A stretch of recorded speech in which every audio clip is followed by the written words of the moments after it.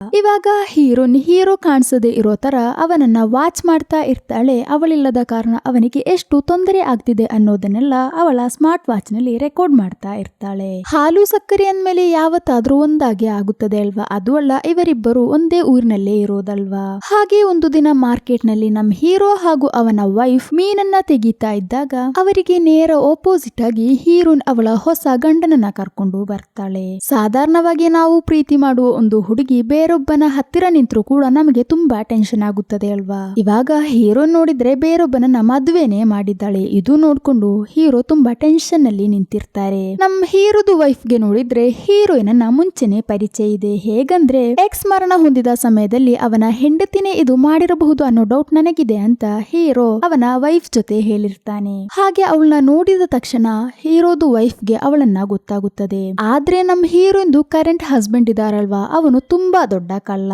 ಅಂದ್ರೆ ನೋಡಿ, ಇವಾಗ ನೀವು 1000 ಕೊಟ್ರೆ 2000 ಕೊಡ್ತೀನಿ, 10,000 ಕೊಟ್ರೆ 20,000 ಕೊಡ್ತೀನಿ ಅಂತ ಹೇಳೋ ಕೆಲವು ಫ್ರಾಡ್ಸ್ ಗಳು ಇದೆ ಅಲ್ವಾ? ಆ ತರದ್ದು ಒಬ್ಬನು ಆಗಿರ್ತಾನೆ. ಅವನ ವಿಸಿಟಿಂಗ್ ಕಾರ್ಡ್ ಅನ್ನ ಹೀರೋದು ವೈಫ್ ಗೆ ಕೊಟ್ಟು ಬಿಟ್ಟು ಯಾವತ್ತಾದ್ರೂ ಇನ್ವೆಸ್ಟ್ ಮಾಡಕ್ಕೆ ಇಂಟ್ರೆಸ್ಟ್ ಇದ್ರೆ ನನಗೆ ಕಾಲ್ ಮಾಡಿ ಅಂತ ಹೇಳ್ತಾನೆ. ತಮ್ಮಿಬ್ಬರ ಗಂಡ ಹೆಂಡತಿ ಅಲ್ಲಿದ್ದಾರೆ ಅಂತ ಕೂಡ ಮರೆತು ಹೀರೋ ಇವಾಗ ಕಣ್ಣಿನಿಂದಲೇ ಆ ಕಡೆ ಈ ಕಡೆ ಆಕ್ಷನ್ ಮಾಡೋದು, ಪ್ರೀತಿ ತೋರಿಸೋದು ಎಲ್ಲ ಮಾಡ್ತಾ ಇರ್ತಾರೆ. ಇವಾಗ ನೆಕ್ಸ್ಟ್ ದಿನಾನೇ ಒಂದು ಶಾಕಿಂಗ್ ನ್ಯೂಸ್ ಅನ್ನ ನಾವು ಕೇಳ್ತೀವಿ. ಏನಂದ್ರೆ ನಿನ್ನೆ ಹೀರೋನ್ ಜೊತೆ ಇದ್ದ ಹೊಸ ಹಸ್ಬೆಂಡ್ ಇದಾನಲ್ವಾ, ಅವನು ಈ ಊರಿನಲ್ಲಿ ಕೊಲೆಯಾಗಿದ್ದಾನೆ ಅಂತ. ಅವನ ಕುತ್ತಿಗೆ, ಹೊಟ್ಟೆ, ಬೆನ್ನು ಹಾಗಂತ ಹೇಳಿ 17 ಸ್ಥಳಗಳಿಗೆ ಕ್ರೂರವಾಗಿ ಚುಚ್ಚಿ ಕೊಲೆ ಮಾಡಿರ್ತಾರೆ. ಸ್ವಿಮ್ಮಿಂಗ್ ಪೂಲ್ ಹತ್ರ ಅವನ ಬಾಡಿ ಇರುತ್ತದೆ. ಬಾಡಿ ನೋಡಿದಾಗ ಎಡಗೈಯಿಂದ ಯಾರೋ ಅವರನ್ನ ಆಕ್ರಮಿಸಿರೋದು ಅಂತ ನಮ್ ಹೀರೋಗೆ ಗೊತ್ತಾಗುತ್ತದೆ. ನೋಡಿದ್ರೆ ನಮ್ ಹೀರೋನ್ ಅವಳು ರೈಟ್ ಹ್ಯಾಂಡ್ ಆಗಿರ್ತಾಳೆ. ಆದ್ರೂ ಕೂಡ ನಮ್ ಹೀರೋನ್ಗೆ ಚಿಕ್ಕ ಡೌಟ್ ಇದ್ದೇ ಇರುತ್ತದಲ್ವಾ. ಕಾರಣ ಏನಂದ್ರೆ ಕಳೆದ ವರ್ಷ ತಾನೇ ಅವಳ ಹಸ್ಬೆಂಡ್ ಅನ್ನ ಅವಳು ಕೊಲೆ ಮಾಡಿರೋದು. ಹಾಗಿರುವಾಗ ಇವನನ್ನ ಕೊಲೆ ಮಾಡಕ್ಕೆ ಅಷ್ಟು ಸಮಯ ಏನು ಹೀರೋನ್ಗೆ ಬೇಕಾಗುದಿಲ್ಲ. ಆದ್ರಿಂದ ಅವಳನ್ನ ಕರೆಸಿಬಿಟ್ಟು ವಿಷಯಗಳನ್ನ ವಿಚಾರಿಸ್ತಾನೆ. ಆಗ ಅವಳು ಹೇಳ್ತಾಳೆ, ನೀವು ನನ್ನ ಡೌಟ್ ಪಟ್ಟಿರೋದ್ರಲ್ಲಿ ನಾನೇನು ತಪ್ಪು ಹೇಳೋದಿಲ್ಲ. ಆದ್ರೆ ಅವತ್ತು ನನ್ನ ಗಂಡ ಕೊಲೆಯಾಗೋ ಸಮಯದಲ್ಲಿ ನಾನು ಮನೆಯಲ್ಲೇ ಇರ್ಲಿಲ್ಲ. ನಾನು ಬೀಚ್ಗೆ ಸ್ವಲ್ಪ ಔಟಿಂಗ್ ಹೋಗಿ ಬರೋಣ ಅಂತ ಹೋಗಿದ್ದೆ. ಅವಾಗ ಹೀರೋ ಹೇಳ್ತಾರೆ, ಒಂದ್ಸಲಿ ಒಬ್ಬನನ್ನ ಕೊಲೆ ಮಾಡಿಬಿಟ್ಟು ಅದನ್ನ ಬಚ್ಚಿಟ್ಟು ಅದೂ ಯೋಚನೆ ಮಾಡಿ ನನಗೆ ನೆಮ್ಮದಿ ಇಲ್ಲದೇನೆ ಆ ಊರಿನಿಂದ ಇವಾಗ ಇಲ್ಲಿಗೆ ಬಂದಿದ್ದೀನಿ. ನೋಡಿದ್ರೆ ಪುನಃ ನೀನು ನಾನಿರುವ ಊರಿಗೆ ಬಂದು ಇಲ್ಲಿ ಒಂದು ಕೇಸನ್ನ ಮಾಡಿದ್ಯಾ. ಈ 2 ಕೇಸ್ ಇವಾಗ ನನ್ನ ತಲೆಯಲ್ಲೇ ಆಗಿದೆ. ನನಗೆ ನೆಮ್ಮದಿ ಅನ್ನೋದೇ ನೀನು ಕೊಡುವುದಿಲ್ವಾ? ಅವಾಗ ನಮ್ ಹೀರೋನಾದ್ರ ಆಲ್ರೆಡಿ ಹೇಳಿರ್ತಾಳಲ್ವಾ, ನಾನು ನಿನ್ನೆ ಮನೆಯಲ್ಲಿ ಇರ್ಲಿಲ್ಲ, ಬೀಚ್ಗೆ ಹೋಗಿದ್ದೆ ಅಂತ.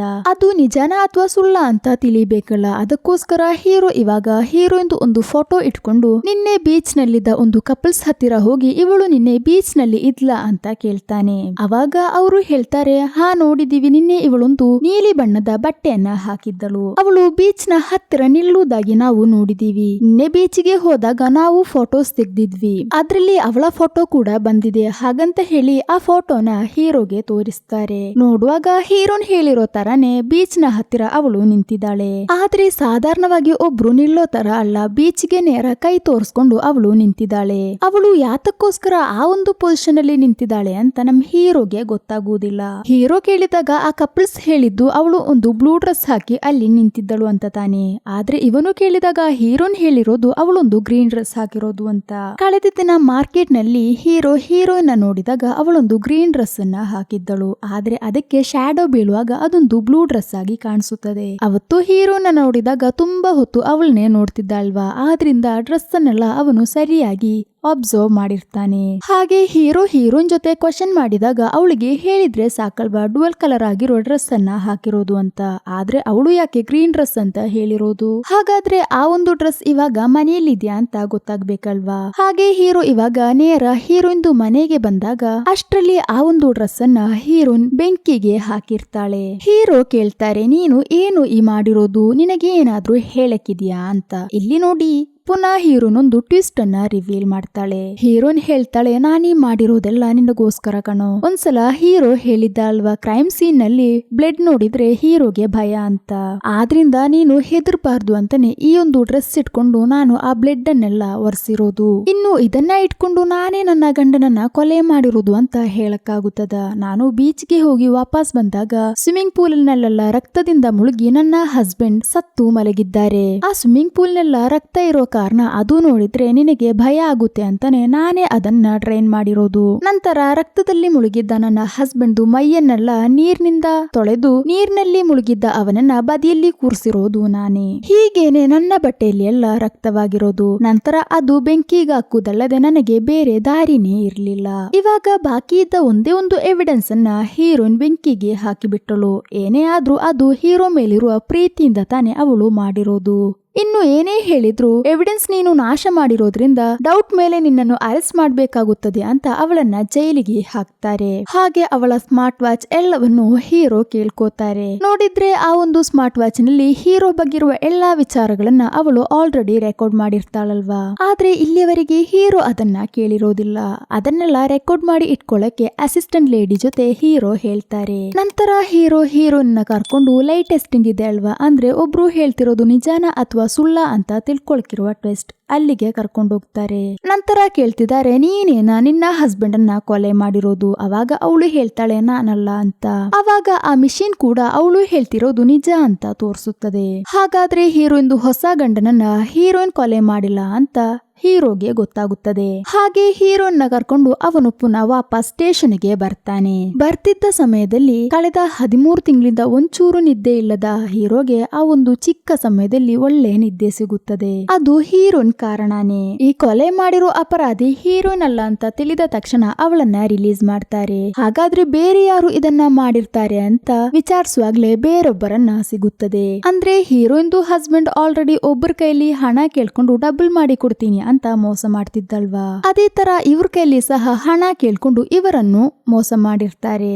ಆದ್ರೆ ಇವರ ಅಮ್ಮ ಹಾಸ್ಪಿಟಲ್ ನಲ್ಲಿ ಇರುವ ಸಮಯದಲ್ಲಿ ಆ ಹಣವನ್ನ ವಾಪಸ್ ಕೇಳಿರ್ತಾನೆ. ಆದ್ರೆ ಎಷ್ಟೇ ಕೇಳಿಯೂ ಸಹ ಕೊಡದಿದ್ದ ಕಾರಣ ಅವರ ಅಮ್ಮ ತೀರಿ ಹೋಗ್ತಾರೆ. ಆ ಒಂದು ಕೋಪದಲ್ಲಿ ಹೇಗಾದ್ರೂ ಹೀರೋಯಿನ್ ಹೊಸ ಹಸ್ಬೆಂಡ್ ಅನ್ನ ಕೊಲೆ ಮಾಡ್ಬೇಕು ಅಂತ ಅವನು ನಿರ್ಧರಿಸ್ತಾನೆ. ಅದಕ್ಕೋಸ್ಕರ ಹೀರೋಯಿನ್ ಹಾಗೂ ಅವರ ಹಸ್ಬೆಂಡ್ ಎಲ್ಲಿಗೋದ್ರೂ ಸಹ ಇವನಿಗೆ ವಾಚ್ ಮಾಡೋಕ್ಕೋಸ್ಕರ ಹೀರೋಯಿನ್ ಫೋನ್ ನಲ್ಲಿ ಒಂದು GPS ಅನ್ನ ಇವನು ಸೆಟ್ ಮಾಡಿರ್ತಾನೆ. ಹಾಗೆ ಹಲವಾರು ಸತಿಯಾಗಿ ಹೀರೋಯಿನ್ ಮನೆಯನ್ನ ಇವನು ವಾಚ್ ಮಾಡಿರ್ತಾನೆ. ಅದು ಅವರ CCTVಯಲ್ಲಿ ಕೂಡ ರೆಕಾರ್ಡ್ ಆಗಿರುತ್ತದೆ. ಹೀಗೇನೆ ಇವನನ್ನ ಹೀರೋ ಹಿಡ್ಕೊಂಡಿರೋದು. ಹಾಗೆ ಒಂದು ದಿನ ಹೀರೋಯಿನ್ ಫೋನ್ GPS ಅನ್ನ ಚೆಕ್ ಮಾಡಿ ನೋಡಿದಾಗ ಅದು ಬೇರೊಂದು ಸ್ಥಳದಲ್ಲಿ ತೋರಿಸ್ತಾ ಇತ್ತು. ಸುಮ್ಮನೆ ಮನೆಗೆ ಹೋಗಿ ನೋಡಿದಾಗ ಅಲ್ಲಿ ಇವನು ಇರ್ತಾನೆ. ಹಾಗೆ ಸಿಕ್ಕಿದ ಚಾನ್ಸ್ ನಲ್ಲಿ ಹೀರೋಯಿನ್ ಹಸ್ಬೆಂಡ್ ಅನ್ನ ಕೊಲೆ ಮಾಡಿರ್ತಾನೆ.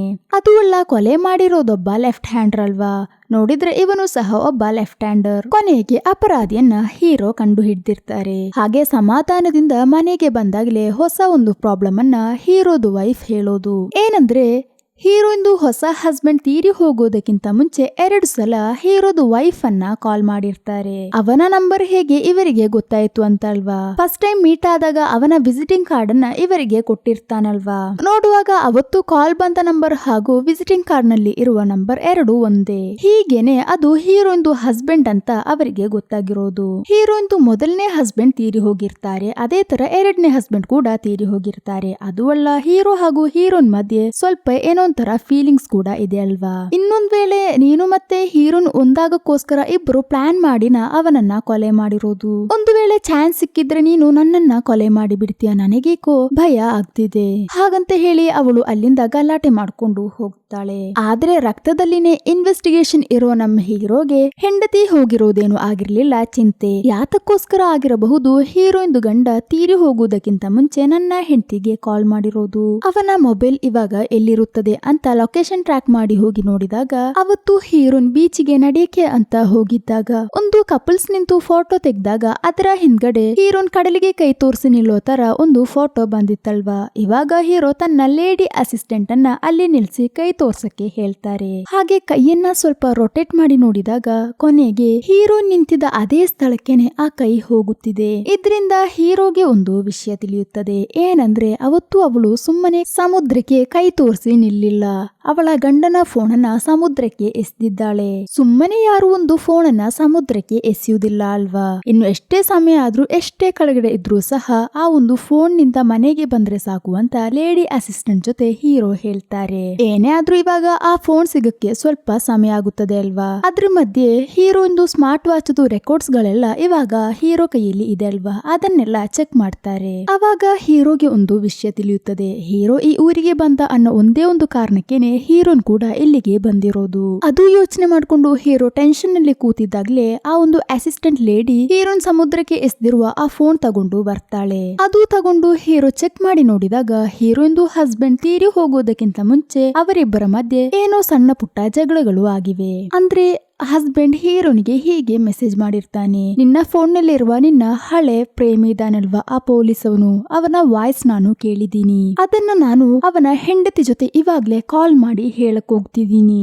2-3 ಸತಿ ನಾನು ಕಾಲ್ ಮಾಡ್ದೆ, ಆದ್ರೆ ಅವರು ಪಿಕ್ ಮಾಡ್ಲಿಲ್ಲ. ನಾನು ಈ ವಿಷಯಗಳನ್ನ ಅವ್ರ ಜೊತೆ ಹೇಳದೆ ಇರ್ಬೇಕಾದ್ರೆ ನನ್ನ ಒಂದು ಕ್ಲೈಂಟ್ ಇದ್ದಾರೆ, ಅವನ ಜೊತೆ ಸ್ವಲ್ಪ ಸಮಯ ನೀನು ಸ್ಪೆಂಡ್ ಮಾಡ್ಬೇಕು. ಅವಾಗ ಅವನು ಸ್ವಲ್ಪ ಹಣ ಕೊಡ್ತಾನೆ, ಅದನ್ನ ಕೇಳ್ಕೊಂಡು ನೀನು ಬಂದ್ರೆ ಸಾಕು. ಅವಾಗ್ಲೇ ಹೀರೋನ್ ಮನ್ಸಿನಲ್ಲಿ ನಿರ್ಧರಿಸಿರ್ತಾಳೆ, ಬೆಂಕಿಯಿಂದ ತಾನೇ ನೀನು ತಲೆ ಕೆರಿತಿರೋದು ಅಂತ. ಹೀರೋನ್ ಹೇಳ್ತಾಳೆ, ನೀನು ಏನೇ ಹೇಳಿದ್ರು ಸಹ ನಾನು ಕೇಳ್ತೀನಿ. ನೀನು ಮನೆಗೆ ಬರುವುದಾದ್ರೆ ಇದರ ಬಗ್ಗೆ ನಾವು ಡೈರೆಕ್ಟ್ ಆಗಿ ಡಿಸ್ಕಸ್ ಮಾಡಬಹುದು. ಹಾಗಂತ ಹೇಳಿ ಆ ಒಂದು ಕಾನ್ವರ್ಸೇಷನ್ ಅಲ್ಲಿ ಮುಗ್ದಿರುತ್ತದೆ. ಹೀರೋ ಬಗ್ಗೆ ಇರುವ ಏನೋ ಒಂದು ವಾಯ್ಸ್ ಮೆಸೇಜ್ ನನ್ ಕೈಲಿ ಇದೆ ಅಂತ ಆ ಹಸ್ಬೆಂಡ್ ಹೇಳಿರ್ತಾರಲ್ವಾ. ಆ ಫೋನ್ ಮೊತ್ತದಲ್ಲಿ ಚೆಕ್ ಮಾಡಿದ್ರು ಸಹ ಆ ಒಂದು ರೆಕಾರ್ಡ್ ನಮ್ ಹೀರೋಗೆ ಸಿಗ್ಲಿಲ್ಲ. ಅದು ನೆನ್ಸ್ಕೊಂಡು ಟೆನ್ಷನ್ ಹೊಡಿತಾ ಇರುವಾಗ್ಲೇ ನಮ್ ಹೀರೋಗೆ ಕೆಲವು ವಿಷಯಗಳು ಗೊತ್ತಾಗೋದು. ಹೀರೋಯಿಂದು ಹಸ್ಬೆಂಡ್ ಅನ್ನ ಒಬ್ರು ಕೊಲೆ ಮಾಡಿದ್ರಲ್ವಾ, ಅಂದ್ರೆ ತನ್ನ ತಾಯಿ ತೀರಿ ಹೋಗಕ್ಕೆ ಅವನೇ ಕಾರಣ ಅಂತ. ಅವನ್ ಜೊತೆ ಹೋಗಿ ಕೇಳ್ತಾನೆ, ನಿನ್ನನ್ನ ನೋಡಕ್ಕೆ ಯಾವತ್ತಾದ್ರೂ ಹೀರೋನ್ ಬಂದಿದ್ಲ ಅಂತ. ಅವಾಗ ಅವನು ಹೇಳ್ತಾನೆ, ನನ್ನ ಅಮ್ಮನನ್ನ ನೋಡಕ್ಕೆ ಒಂದ್ಸಲ ಬಂದಿದ್ದರು. ನನ್ನ ಅಮ್ಮ ತುಂಬಾ ನೆಮ್ಮದಿಯಿಂದ ನಿದ್ದೆ ಮಾಡ್ತಾ ಇದ್ದರು. ನನ್ನ ಅಮ್ಮನ ಹತ್ತಿರ ಹೀರೋನ್ ಕೂರ್ಸಿಬಿಟ್ಟು ಸ್ವಲ್ಪ ಹೊತ್ತು ನಾನು ಹೊರಗಡೆ ಹೋಗಿ ಬಂದಿದ್ದೆ. ಆದ್ರೆ ಅನಿಶ್ಚಿತವಾಗಿ ನನ್ನ ಅಮ್ಮ ಅವತ್ತು ತೀರಿ ಹೋದರು. ಆದ್ರೆ ಅವನು ಅನ್ಕೊಂಡಿರೋದು ಅವನ ಅಮ್ಮ ಸಾಧಾರಣವಾಗಿ ತೀರಿ ಹೋಗಿರೋದು ಅಂತ. ಆದ್ರೆ ನಮ್ ಹೀರೋಗೆ ಗೊತ್ತಲ್ವಾ ಇದ್ರಲ್ಲ ಹಿಂದೆ ಹೀರೋನ್ ಅಂತ. ಹೀರೋಯಿನ್ ತನ್ನ ತಾಯಿಯನ್ನ ಹೇಗೆ ಕೊಲೆ ಮಾಡಿದ್ದಳೋ ಅದೇ ರೀತಿನೇ ಇವರನ್ನು ಸಹ ಕೊಲೆ ಮಾಡಿದಾಳೆ. ಅಂದ್ರೆ ಇವನ ಅಮ್ಮನ ಚಿಕಿತ್ಸೆಗೋಸ್ಕರ ದುಡ್ಡನ್ನ ಹೀರೋಂದು ಹಸ್ಬೆಂಡ್ ಜೊತೆ ಅವನು ಕೇಳಿರ್ತಾನಲ್ವಾ. ಈ ಒಂದು ಸಮಯದಲ್ಲಿ ಅವನ ತಾಯಿ ತೀರಿ ಹೋದರೆ ಅವನು ಖಂಡಿತವಾಗಿಯೂ ಅವನನ್ನ ಕೊಲೆ ಮಾಡ್ತಾನೆ ಅಂತ ಹೀರೋನ್ ಒಂದು ಪ್ಲಾನ್ ಅನ್ನ ಹಾಕಿರ್ತಾಳೆ. ಅದರ ಬಗ್ಗೆ ಯೋಚನೆ ಮಾಡ್ತಾ ಇರುವಾಗ್ಲೇ ಹೀರೋ ಒಂದು ವಿಷಯವನ್ನ ನೆನೆಸ್ಕೋತಾರೆ. ಒಂದ್ಸಲ ಈ ಕೊಲೆಯಾಳಿ ಹೇಳಿದ್ದಲ್ವಾ ಹೀರೋಯಿಂದು ಫೋನ್ ನಲ್ಲಿ ನಾನು GPS ಸೆಟ್ ಮಾಡಿದೀನಿ ಅಂತ. ಆ ಒಂದು GPS ಮೂಲಕ ನಮ್ ಹೀರೋನ್ ಇವಾಗ ಬೇರೊಂದು ಕಡೆಗೆ ಹೋಗ್ತಿದ್ದಾಳೆ ಅನ್ನೋ ವಿಷಯ ಅಸಿಸ್ಟೆಂಟ್ ಮೂಲಕ ಹೀರೋಗೆ ಗೊತ್ತಾಗುತ್ತದೆ. ಇದು ಕೇಳಿದ ತಕ್ಷಣ ನಮ್ ಹೀರೋ ಅದೇ ಕಡೆಗೆ ಹೋಗ್ತಾನೆ. ಆ ಒಂದು ಸಮಯದಲ್ಲಿ ಹೀರೋ ಕೇಳ್ತಾನೆ, ಯಾತಕ್ಕೋಸ್ಕರ ನೀನು ಇದನ್ನೆಲ್ಲ ಮಾಡಿದೆ? ಅದು ಅಲ್ಲ, ನನ್ನ ಬಗ್ಗೆ ಇರೋ ಏನೋ ಒಂದು ರೆಕಾರ್ಡ್ ನಿನ್ನ ಹಸ್ಬೆಂಡ್ ಕೇಳಿದಾನೆ ಅಂತ ಹೇಳಿದ್ರಲ್ವಾ, ಅದು ಯಾವ ರೆಕಾರ್ಡ್ ಅಂತ. ಆಗ ಅವಳು ಹೇಳ್ತಾಳೆ, ನಿನ್ನ ನೆನಪಿಗೋಸ್ಕರ ನೀನು ನನ್ನ ಜೊತೆ ಹೇಳಿದ ಹಲವಾರು ವಿಷಯಗಳನ್ನ ನಾನು ರೆಕಾರ್ಡ್ ಮಾಡ್ಕೊಂಡಿದ್ದೆ. ನನ್ನೊಟ್ಟಿಗೆ ನೀನು ಇಲ್ಲ ಅಂದ್ರೂ ಸಹ ಆ ಒಂದು ವಾಯ್ಸ್ ಮೂಲಕ ನಿನ್ನ ಪ್ರೆಸೆನ್ಸ್ ನನಗೆ ಫೀಲ್ ಆಗ್ತಿತ್ತು. ಅದಕ್ಕೋಸ್ಕರನೇ ನಾನು ಆತರ ಮಾಡಿದ್ದೆ. ಯಾವಾಗ್ಲೆಲ್ಲ ನೀನು ನನಗೆ ನೆನಪಾಗ್ತಿದ್ದೆ ಅವಾಗ್ಲೆಲ್ಲ ನಾನು ಆ ರೆಕಾರ್ಡ್ಸ್ ಗಳನ್ನ ಕೇಳ್ತಿದ್ದೆ. ಆದ್ರೆ ಒಂದ್ಸಲ ಅನಿಶ್ಚಿತವಾಗಿ ಆ ರೆಕಾರ್ಡ್ಸ್ ಗಳನ್ನೆಲ್ಲ ನನ್ನ ಗಂಡ ಕೂಡ ಕೇಳಿದ್ದಾನೆ. ಅವಾಗ್ಲೇ ಅವನು ನನ್ನ ಜೊತೆ ಹೇಳಿದ್ದು, ಇದು ನಿನ್ನ ಹೆಂಡತಿಗೆ ಕಳ್ಸಿ ಕೊಡ್ತೀನಿ, ಇಲ್ಲ ಅಂದ್ರೆ ಅವನು ಹೇಳೋ ವಿಷಯಗಳನ್ನೆಲ್ಲ ಕೇಳ್ಬೇಕು ಅಂತ. ಆದ್ರೆ ಇದಕ್ಕಿಂತ ಮುಂಚೆ ಕೂಡ ನೀನು ನನ್ನಿಂದ ತುಂಬಾನೇ ಕಷ್ಟಪಟ್ಟಿದ್ಯಾ. ಇನ್ನು ನಾನ್ ಕಾರಣ ನೀನು ಕಷ್ಟಪಡಬಾರ್ದು ಅಂತ ನಿನಗೋಸ್ಕರನೇ ಇದನ್ನೆಲ್ಲ ನಾನು ಮಾಡಿರೋದು. ಇನ್ ಮುಂದೆ ನಾನ್ ಕಾರಣ ನಿನ್ನ ಲೈಫ್ ನಲ್ಲಿ ಯಾವುದೇ ರೀತಿಯ ತೊಂದರೆಗಳು ಇರುವುದಿಲ್ಲ. ಇದು ಅವಳು ತುಂಬಾ ಮನಸ್ಸಿಗೆ ನೋವಾಗಿನೇ ಹೇಳಿರೋದು ಅಂತ ಹೀರೋಗೆ ಗೊತ್ತಾಗುತ್ತದೆ. ಇವಾಗ ಅವಳು ಒಂದು ಸ್ಥಳದಲ್ಲಿ ಕಾರನ್ನ ನಿಲ್ಸಿರ್ತಾಳೆ. ಇದು ಕೇಳಿದಾಗ ನಮ್ ಹೀರೋಗೆ ಏನ್ ಮಾಡ್ಬೇಕು ಅಂತಾನೆ ಗೊತ್ತಾಗುದಿಲ್ಲ. ಆ ಒಂದು ಲೊಕೇಶನ್ಗೆ ತನ್ನ ಕೈಯಲ್ಲಿ ಆದಷ್ಟು ಸ್ಪೀಡ್ ನಲ್ಲಿ ಅವನು ಹೋಗ್ತಾ ಇರ್ತಾನೆ. ಇನ್ನೊಂದ್ ಕಡೆ ನೋಡಿದ್ರೆ ಹೀರೋನ್ ಬೀಚ್ ಹತ್ತಿರ ಹೋಗಿ ಬೀಚ್ ನಲ್ಲಿ ಒಂದು ಗುಂಡಿ ತಗೊಳ್ತಾ ಇರ್ತಾಳೆ. ಹಾಗೆ ಲೊಕೇಶನ್ ಟ್ರೇಸ್ ಮಾಡ್ಕೊಂಡು ಹೀರೋ ಆ ಲೊಕೇಶನ್ ಗೆ ತಲುಪಿರ್ತಾನೆ. ಆದ್ರೆ ಸ್ವಲ್ಪ ಲೇಟ್ ಆಗೋಯ್ತು. ಕಾರ್ನೊಳಗಡೆ ಹೀರೋನ್ ಇರೋದಿಲ್ಲ. ಇಷ್ಟು ಹೊತ್ತು ಅವನ ಜೊತೆ ಮಾತನಾಡಿದ ಆ ಫೋನ್ ಕಾರ್ನೊಳಗಡೆನೆ ಇರುತ್ತದೆ.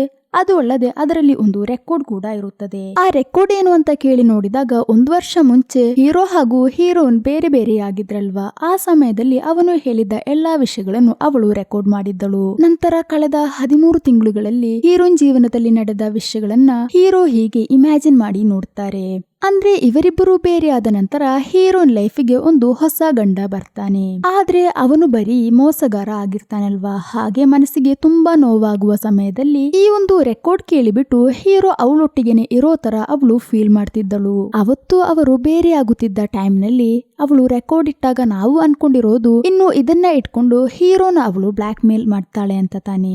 ಆದ್ರೆ ನಾವು ಅನ್ಕೊಂಡಿರೋ ತರ ಏನು ಅಲ್ಲ, ಅದಕ್ಕೆಲ್ಲ ಆಪೋಸಿಟ್ ಆಗಿನೇ ಹೀರೋಯಿನ್ ಥಿಂಕ್ ಮಾಡಿರೋದು. ಇವಾಗ್ಲೂ ಸಹ ಅವಳ ಕಾರಣ ಹೀರೋ ಒಮ್ಮೆ ಕಷ್ಟಪಟ್ಟಿದ್ದಾನೆ, ಇನ್ನು ಅವಳ ಕಾರಣ ಯಾವತ್ತೂ ಹೀರೋ ಕಷ್ಟಪಡಬಾರದು. ಅದಕ್ಕೆ ಇನ್ನು ನಾನು ಈ ಭೂಮಿಯಲ್ಲಿ ಇರಬಾರ್ದು ಹಾಗಂತ ಹೇಳಿ ಬೀಚ್ ನಲ್ಲಿ ಒಂದು ಗುಂಡಿ ತಗೊಂಡು ಅದಕ್ಕೆ ಹಾರಿ ಆತ್ಮಹತ್ಯೆ ಮಾಡಕ್ಕೆ ಅವಳು ಟ್ರೈ ಮಾಡ್ತಿದ್ದಾಳೆ. ಆದ್ರೆ ಇಲ್ಲಿಯವರೆಗೆ ಆ ಒಂದು ಗುಂಡಿಗೆ ಸಮುದ್ರದ ಅಲೆಗಳು ತಲುಪಲಿಲ್ಲ. ಆದ್ರೆ ಸಮಯ ಕಳೆದಂತೆ ಅಲೆಗಳು ತಲುಪುತ್ತವೆ. ಅವಳು ಆ ಒಂದು ಟೈಮಿಗೋಸ್ಕರ ವೇಟ್ ಮಾಡ್ಕೊಂಡು ಹಾಗೆ ಕೂತಿದ್ದಾಳೆ. ಆದ್ರೆ ಈ ಒಂದು ವಿಷಯದ ಬಗ್ಗೆ ನಮ್ ಹೀರೋಗೆ ಗೊತ್ತಿಲ್ಲ ಅಲ್ವಾ. ಹಾಗೆ ಹೀರೋ ಇವಾಗ ಆ ಬೀಚ್ ನಲ್ಲಿ ಎಲ್ಲ ಅವಳನ್ನ ಹುಡುಕುತ್ತಾ ಇರ್ತಾನೆ. ಆದ್ರೆ ಅವನು ತಲುಪುವುದಕ್ಕಿಂತ ಮುಂಚೆ ಅವಳು ಅನ್ಕೊಂಡಿರೋ ತರ ಆ ಒಂದು ಗುಂಡಿಗೆ ಅಲೆಗಳು ಬಂದು ಸೇರುತ್ತದೆ. ಎಷ್ಟೇ ಹುಡುಕಿದ್ರು ಸಹ ಹೀರೋಗೆ ಅವಳನ್ನ ಕಂಡು ಹಿಡಿಯಕ್ಕೆ ಆಗೋದಿಲ್ಲ. ಅವಳು ಎಲ್ಲಿ ಹೋಗಿದ್ದಾಳೆ ಅಂತ ಹೀರೋಗೆ ಊಹೆನೆ ಮಾಡಕ್ಕಾಗ್ತಿಲ್ಲ. ಹಾಗೆ ಪುನಃ ಹೀರೋ ಆ ರೆಕಾರ್ಡ್ ಅನ್ನ ಕೇಳ್ತಾ ಇರ್ತಾನೆ. ಅವಾಗ ಅವತ್ತು ಹೀರೋ ಹೇಳಿದ್ದಲ್ವಾ, ನೀನು ತುಂಬಾನೇ ನನ್ನನ್ನ ನೋವಿಸ್ಬಿಟ್ಟೆ ಅಂತ.